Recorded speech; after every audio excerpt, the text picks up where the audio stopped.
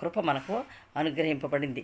దేవుని కృప, దేవుని దయ, దేవుని జాలి మన పట్ల లేకపోతే మనం ఈ క్షణం వరకు కూడా మనం సజీవులముగా ఉండము.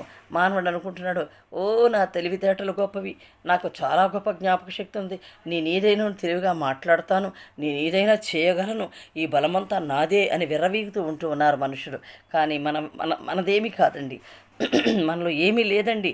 అది మాత్రం మనం గ్రహించుకోవాలి. కేవలం ఒక సృష్టికర్త అంటూ మనకు ఉన్నారు. మనల్ని సృజించారు. అందమైన కాళ్ళు, చేతులు, అవయవాలు ఇచ్చారు. ముక్కు, కళ్ళు, చేతులు, చెవులు, నోరు మాట్లాడడానికి ఎన్నో ఇచ్చారు కదా మనకి. ఆ దేవుని యందు భయభక్తులు కలిగి ఉండడానికి మనకి ఎందుకు బాధ?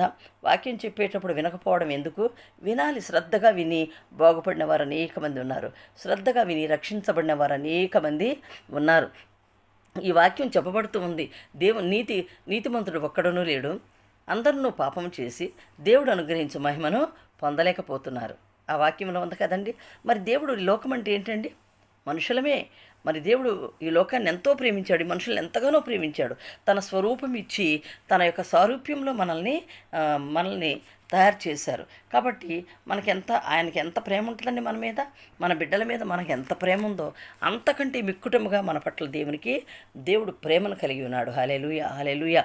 కాబట్టి ఈ వాక్యం చెప్పబడుతున్నప్పుడు మన శరీరాత్మలను, కీళ్లను విభజించుకున్నంత మట్టుకు అంటే ఇట్లా దూసుకొని పోతూ ఉంటుంది. హల్లెలూయా.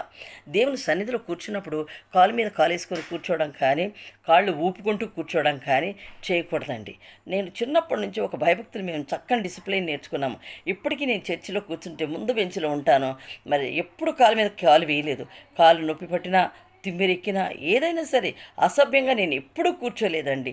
కూర్చొని కూడా అలా కూర్చున్న వాళ్ళకి వెంటనే నేను చెబుతాను, అమ్మా కాళ్ళు సరిగ్గా పెట్టు, ఏసయ్య చూస్తున్నారు, ఏసయ్య సన్నిధిలో ఉన్నాం మనము అని చెప్పేసి నిర్మోహమాటంగా చెప్పేస్తూ ఉంటాను. హల్లెలూయా. ఈ వాక్యం మనల్ని ఎంతగా శోధిస్తూ ఉన్నదో చూసారండి, ఎంతగా శోధిస్తూ ఉన్నది. హల్లెలూయా, హల్లెలూయా, హల్లెలూయా. మరి మన ప్రాణాత్మలను శోధిస్తూ ఉన్నది.